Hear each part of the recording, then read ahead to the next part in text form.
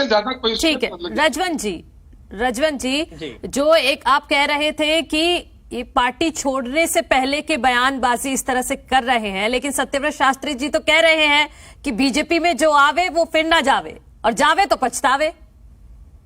मैं मनु जी, मेरे एक चीज समझ में नहीं आ रही, ये मुहावरा या जो ये कहावत है वो कहावत कह रहे हैं, धमकी दे रहे हैं कि भारतीय जनता पार्टी में कोई व्यक्ति अगर आ जाए तो उसको जाए नहीं, और अगर चला भी जाए तो शायद इनके पास सीबीआई और ईडी है, शायद इस वजह से धमका रहे होंगे। दूसरी चीज मैं एक आपको बताना चाहूंगा, अभी सत्यव्रत शास्त्री जी कह रहे थे कि हमने एक मिनट, कोई बात नहीं, आप बता देना, बाद में बता देना। दूसरी चीज, एक चीज और है कि अभी ये कह रहे थे कि हमने मेडिकल सुविधाएं दी, हमने विकास के काम कराए।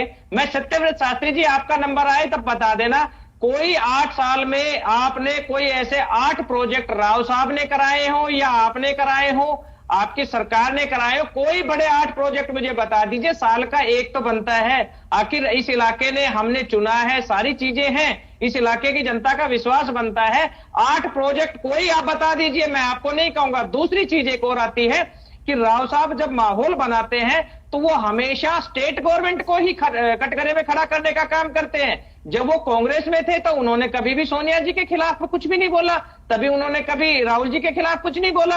आज बिल्कुल वो का वो है, आज हरियाणा सरकार के पूरी तरह से खिलाफ बोल रहे हैं वो। इससे इसमें ये चीज क्या सोची जाए, और ये इनकी एक स्टाइल है। दूसरी चीज, आज कांग्रेस और बीजेपी में दोनों में आज माहौल वही है। भारतीय जनता पार्टी क्या कहते थे कि कांग्रेस में सिर फुटबॉल की कहानी है थे, लेकिन आज वो की वो सिर फुटबॉल की कहानी भारतीय जनता पार्टी में भी बनी हुई है।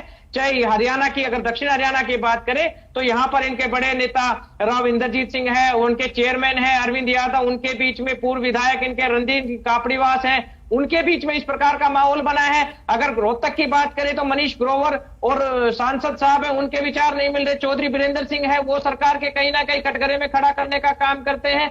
तो यही माहौल, जो कांग्रेस का जो माहौल चल रहा है, वो आज भारतीय जनता पार्टी में बना हुआ है। मेरा सिर्फ एक ही चीज कहना है कि ये विकास की बात करते नहीं है, लेकिन उसके बाद और अभी जो तो रजवंत जी, माहौल तो फिर आपके हिसाब से बन रहा है। अगर बीजेपी और कांग्रेस के खिलाफ बन रहा है तो माहौल आपके पक्ष में है, मतलब। मनु जी, मैं वही चीज बता रहा हूं कि 2024 का जो माहौल बनेगा, वो माहौल इसलिए बनेगा कि भारतीय जनता पार्टी और कांग्रेस को देख चुकी है जनता। आप बात करें अगर इंडियन नेशनल लोकदल, तो उसकी कार्यप्रणाली जो थी, उसकी कार्यप्रणाली आज जिस प्रकार से हमारा जो गांव का जो प्रोग्राम चल रहा है, गांव में जब हम जा रहे हैं तो लोग जिस प्रकार जुट के आ रहे हैं, वो कांग्रेस की और भारतीय जनता पार्टी के कारगुजारियों को हमारे सामने रख रहे हैं। वो लोग हमारे साथ जुट रहे हैं, और निश्चित तौर पर जब लोग साथ जुटेंगे, जनता का अगर समर्थन मिलेगा, जनता अगर साथ आएगी, तो हम सत्ता में भी आएंगे, हम सरकार भी बनाएंगे। क्योंकि चौधरी देवीलाल की नीतियों पर चलने के कारण आज हम जनता हमें आप एक बार फिर से उम्मीद कर रही है कि इंडियन नेशनल लोकदल पार्टी की सरकार बनेगी, तो निश्चित तौर पर चौधरी देवीलाल की नीतियों के अनुसार काम होगा। आज ये लोग, यहां पर हमारे स्वार्थ की बात नहीं है, हमारा जनता का, हम चाहते हैं कि जनता का हित सर्वोपरि हो। लेकिन आज जो नेता चल रहे हैं, वो नेता निजी हित को सर्वोपरि रखते चल रहे हैं। कोई अपने बेटे की टिकट को लेकर चिंतित है, कोई अपनी बेटी की टिकट को लेकर चिंतित है, कोई अपनी सीट को बचाने के लिए चिंतित है। तो माहौल आज जनता को कोई भी नहीं देख रहा। कभी भी इनको, अगर आज राव साहब ने खुद स्वीकार किया है कि सरकार में काम नहीं हुआ, तो जब हम रोज ये चीज कहते थे कि जनता ये कह रही है कि काम नहीं हो रहा, तो इसका मतलब, जब उनके केंद्रीय मंत्री ने स्वीकार किया है कि काम नहीं हो रहा, तो इसका मतलब नहीं हो रहा, क्योंकि तो सरकार में बैठे हैं। और एक चीज शास्त्री जी, 8 बड़े काम जरूर बता दीजिए मुझे, ये आपसे मेरी रिक्वेस्ट है, क्योंकि मैं अग्रवाल से